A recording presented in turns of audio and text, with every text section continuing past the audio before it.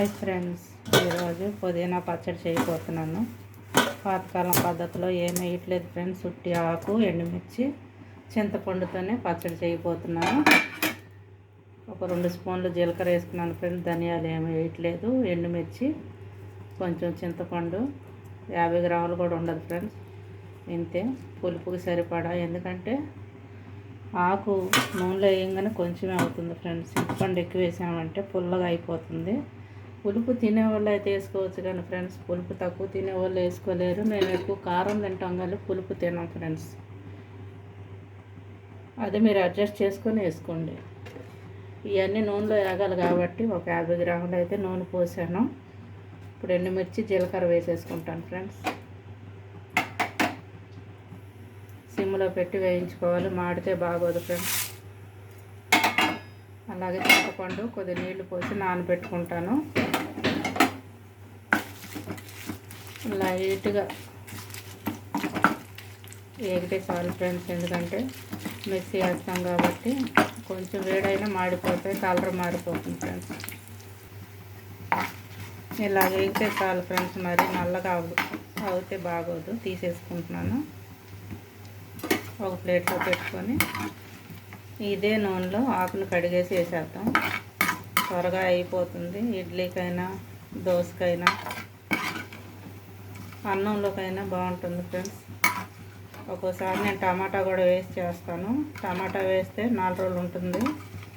ఇలాగా ప్లెయిన్గా మనం చేసుకున్నామంటే వారం 10 రోజులైనా ఫ్రిడ్జ్లో ఉంటుంది ఫ్రెండ్స్. 4 రోజులైనా ఉంచుకోవచ్చు. ఇప్పుడు ఆకు కడిగి వేసేస్తాం ఫ్రెండ్స్. ఆకు కడిగేసి నూనెలో వేసేద్దాం ఫ్రెండ్స్. ఎక్కువ రోజులు నిల్వ ఉండాలంటే ఇంకా నూనె పోసి మళ్ళీ తాలింపు కూడా వేసుకోవచ్చు. మాకు అయిపోద్ది కాబట్టి నూనె ఎక్కువ పోసాను. ఆ నూనెలోనే మగ్గిపోతుంది.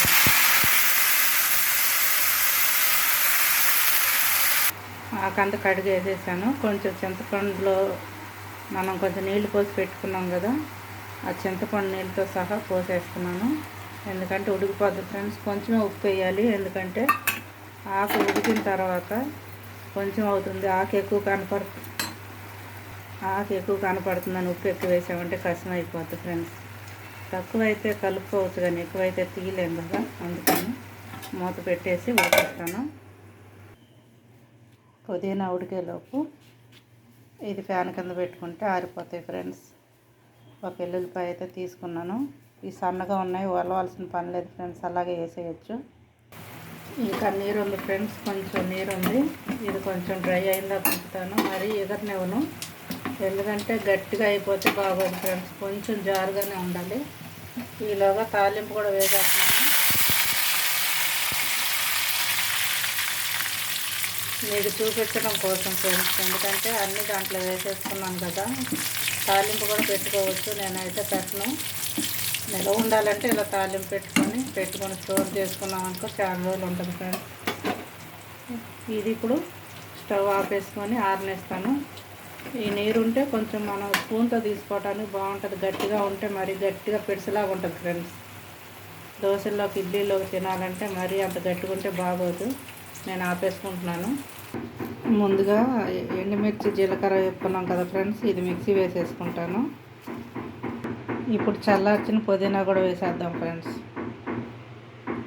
బరగ్గా పట్టుకున్నాను, మిక్సీ పట్టేసాను ఫ్రెండ్స్. చూసారా, అంత నీరు మీద పడితేనే ఇలాగ ఉందంటే ఇంకా గట్టిగా వేయించామంటే మనం ఇంకా గోళీల్లా చేసుకోవచ్చేమో.